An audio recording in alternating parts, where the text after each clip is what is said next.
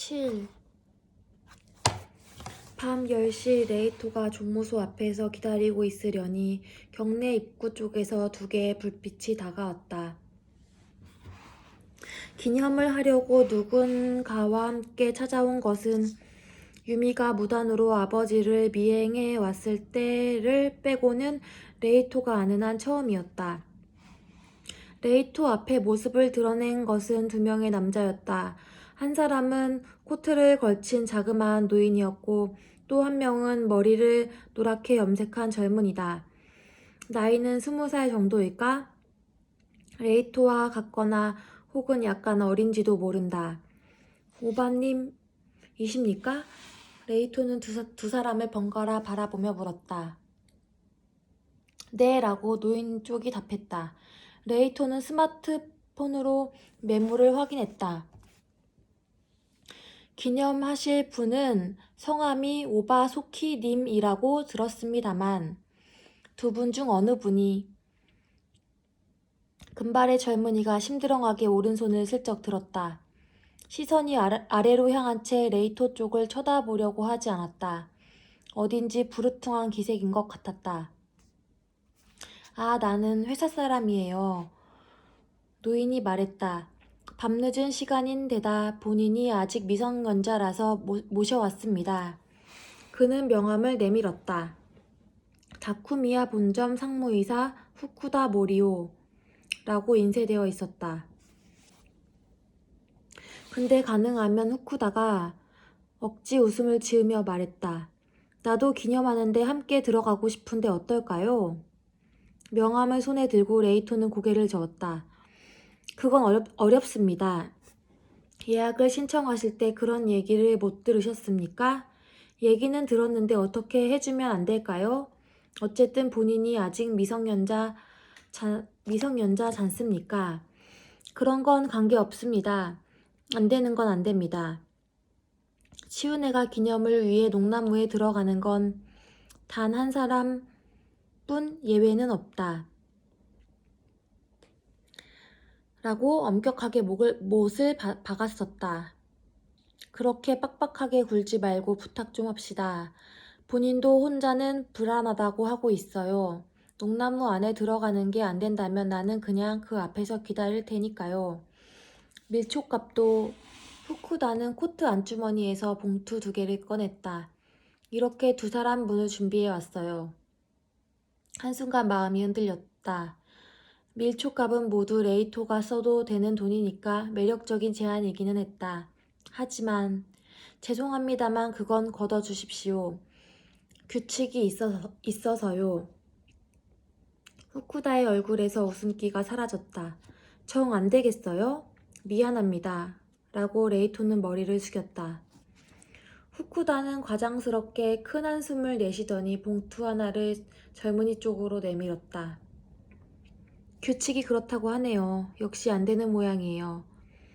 소키씨 혼자서라도 부디 열심히 해보세요. 순서는 예약할 때 야나기사와 씨께 들었으니 아시지요? 젊은이는 전혀 내키지 않는 기색으로 봉투를 받아들었다. 해보긴 하겠지만 잘 안 돼도 나는 모릅니다. 그런 말씀 마시고 부디 자신을 믿고 열심히 해보세요. 부탁드립니다, 소키씨. 소키라는 젊은이는 대답도 없이 못마땅한 듯 콧등에 주름을 잡고 있었다. 레이토는 옆에 준비해둔 종이봉투를 집어들었다. 안에 밀초와 성냥이 들어있다. 그것을 소키에게 건네주고 사용 순서를 설명했다. 시간은 1시간 정도라고 하셨는데 그걸로 괜찮으시겠습니까? 레이토의 질문에 소키는 대답 없이 후쿠다 쪽으로 얼굴을 돌렸다. 자기 스스로는 판단을 못하는 모양이다. 그렇지요. 우선 1시간만. 그러더니 후쿠다는 레이토에게 그보다 약간 길어져도 별 문제는 없지요? 라고 물었다. 괜찮긴 합니다만 건네드린 밀초는 1시간용입니다. 좀 더 오래 걸리실 것 같으면 다른 밀초를 준비해 드리겠습니다만 아니요, 됐어요. 이걸로 소키가 종이봉투를 들어 보이며 말했다. 1시간 안에 반드시 끝낼 거니까 그러면 되죠? 묻고 있는 상대는 레이토가 아니라 후쿠다였다. 그렇죠. 후쿠다가 대답했다. 그럼 안내해드리겠습니다. 레이토는 손전등 스위치를 켜고 걸음을 뗐다. 뒤에서 소키와 후쿠다가 따라왔다. 경내 안쪽으로 걸어가 기념 입구 바로 앞에서 걸음을 멈췄다. 여기가 입구입니까? 좁은 길이 보이시지요? 저 길로 따라 들어가면 농나무로 가실 수 있습니다. 알았어요 라고 소키가 대답했다. 촛불을 켜고 끄실 때 부디 불단속에 유념해 주십시오. 밤길에 발밑 조심해서 다녀오십시오. 오바님의 염원이 농나무에 전해지기를 진심으로 기원합니다. 제대로 꼭 부탁드립니다. 마음을 담아서. 후쿠다가 격려하듯이 말했다. 오바소키는 부르퉁한 얼굴을 짧게 위아래로 끄덕이더니 덤불숲 안쪽으로 걷기 시작했다. 약간 등이 구부정한 그 뒷모습을 레이토는 후쿠다와 함께 지켜보았다. 아휴 라고 후쿠다가 한숨을 쉬며 중얼거렸다. 어떻게든 좀 했으면 좋으련만. 무슨 말씀이세요? 레이토가 물었다. 혼자서라도 열심히 해보라든가 잘 된다느니 안 된다느니 기념이 그런 건가요? 후쿠다가 흘끔 레이토 쪽을 쳐다보았다. 야나 기사와 씨에게서 얘기는 들었어. 농나무 파수꾼이 세대 교체를 했다고 당신 조카라면서 소키가 없는 자리라서 그런지 말투가 갑자기 오만해졌다. 네, 나오이라고 합니다. 잘 부탁드립니다. 야나 기사와 씨가 아주 신신당부를 하더군요. 기념에 대해 조카가 뭔가 물어봐도 절대로 가르쳐주지 말라고. 어째 이상한 소리를 한다고 생각했더니만 아무래도 당신 정말로 기념에 대해 아무것도 모르는 모양이지?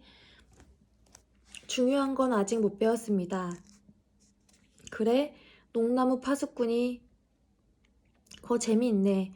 후쿠다는 어깨를 흔들며 웃은 뒤 뭔가 좋은 생각이 떠오르듯 레이토 쪽으로 얼굴을 바짝 댔다.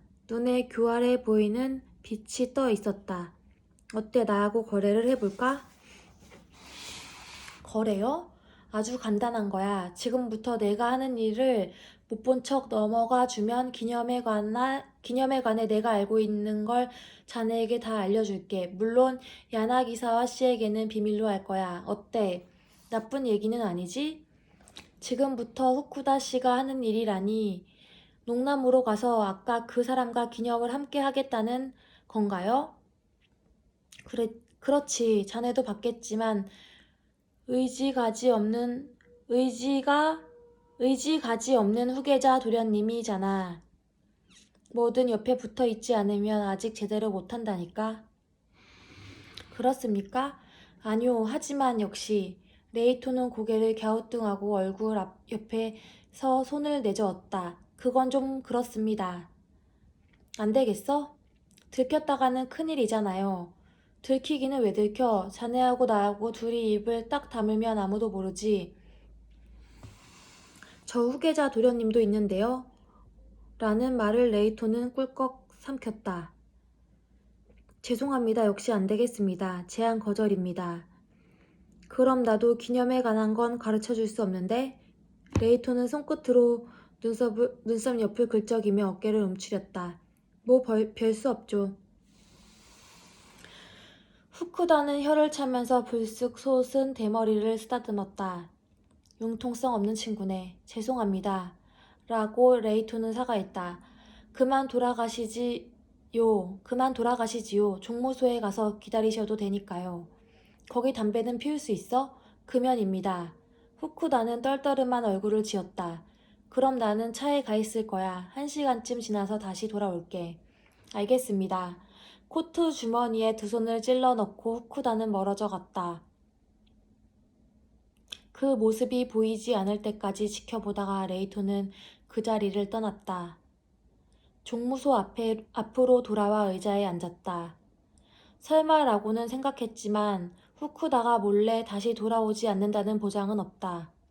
스마트폰 게임으로 시간을 때우는 건 포기했다. 후쿠다와 오바소키가 주고받은 말들을 되짚어 보았다. 그들의 대화를 통해 추측해보면 기념이 단순히 형식적인 의식이 아니라는 건 분명했다.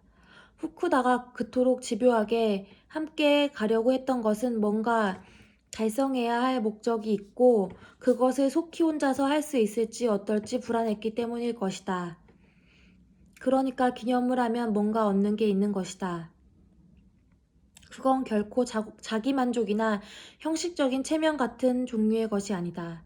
좀 더 구체적이고 유익한 것임에 틀림없다. 소원이 이루어진다? 정말 그런 것인가?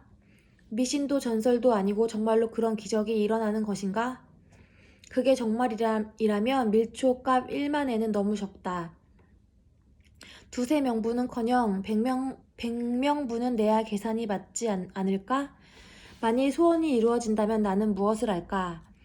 레이토는 생각을 굴려보았다. 갖고 싶은 것은 무엇보다 돈이다. 큰 부자가 되고 싶다. 로또에 당첨되는 거? 아니, 그런 돈은 언젠가는 바닥이 난다. 무진장 돈이 들어오는 게 좋다. 일하지 않아도 저절로 척척 돈이 들어오는 것이다. 그런 능력을 내려주신다면 그야말로 최고다. 이를테면 잠에서 깨어났더니 천재 화가의 능력이 손에 붙어서 그냥 슬슬 끼적거린 단어도 몇십만 끼적거린 낙서도 몇십만 아니 몇백만 엔이라는 금액으로 팔려나간다. 혹은 번뜩 떠오른 아이디어를 바탕으로 특허를 땄더니 여기저기 회사에서 사용 허가를 간청해서 아무것도 하지 않아도 막대한 로열티가 해마다 은행 계좌로 척척 입금된다. 풋 하고 입가가 풀어졌다. 무슨 어린애 같은 생각을 하고 있나. 완전히 알라딘의 마술램프잖아. 그런 옛날 얘기 같은 일이 실제로 일어날 리 없다. 그러면 기념이라는 건 대체 무엇일까? 소키라는 젊은이는 지금 농나무 기둥 안에서 뭘 하고 있는 건가? 멍하니 덤불숲을 바라보고 있으려니 빛이 흔들흔들하는 것이 보였다. 레이토는 퍼뜩 정신을 차리고 의자에서 일어섰다. 스마트폰으로 시각을 확인했지만 아직 1시간은 지나지 않았다. 누군가 또 농나무에 접근하려는 건가? 하지만 경내에 들어온 자는 없을 터이다. 종종 걸음으로 달려가자 덤불숲에서 사람 그림자가 나타났다. 오바소키였다. 레이토를 알아보고 멈춰섰다. 벌써 끝났어요? 조금 빠른 것 같은데? 소키는 부르퉁함 그 자체인 표정으로 입을 꾹 다물고 고개만 가로저었다. 뭐야 이 녀석은? 이라고 레이토는 속으로 투덜거렸다. 대답하는 법도 모르는가? 이거라면서 소키가 종이봉투를 내밀었다. 받아서 안을 확인해 보니 타다 남은 밀초와 성냥갑이 들어있었다. 일단 불단속은 착실히 하고 온 모양이다. 수고하셨습니다. 라고 레이토는 형식대로 말했다. 기념은 잘 하셨습니까? 소키는 대답하지 않았다. 대답할 생각이 없는 모양이라고 해석하고 레이토가 종무소로 향하려는데 될 리가 없지라는 내던지는 듯한 말이 귓속으로 날아들었다. 하고 뒤를 보았다. 소키는 흘끔 레이토 쪽을 쳐다보고 나 같은 사람한테? 라고 중얼거리더니 다시 얼굴을 획 돌려버렸다. 무슨 뜻일까? 라고 생각하면서 레이토가 젊은이의 얼굴을 멍하니 바라보는데 시야 한쪽 구석에서 뭔가가 움직였다. 경내 입구 쪽에서 손전등을 든 후쿠다가 걸어오는 참이었다. 어라 벌써 끝났어요? 후쿠다가 의아한 듯이 물었다. 소키가 대답하려고 하지 않았기 때문에 레이토가 대신 나서서 네 끝나신 모양입니다 라고 말했다. 그래요? 그래서 소키씨 어땠습니까? 여기서도 소키는 말이 없었다. 부르퉁한 얼굴을 귀천타는 듯이 좌우로 흔들었다. 후쿠다의 눈에 낙담하는 빛이 떠올랐다. 그래도 입가에 웃음을 지으며 괜찮아요 라고 환하게 말했다. 오늘 밤은 이만 가십시다. 뭐 다음 달도 있으니까요. 자세한 얘기는 차 안에서. 자자 갑시다. 소키의 등을 떠밀듯이 재촉했다. 안녕히 가십시오라고 레이토는 멀어져가는 두 사람에게 인사를 건넸다. 하지만 후쿠다도 소키도 뒤돌아보는 일 없이 어둠 속으로 사라져갔다.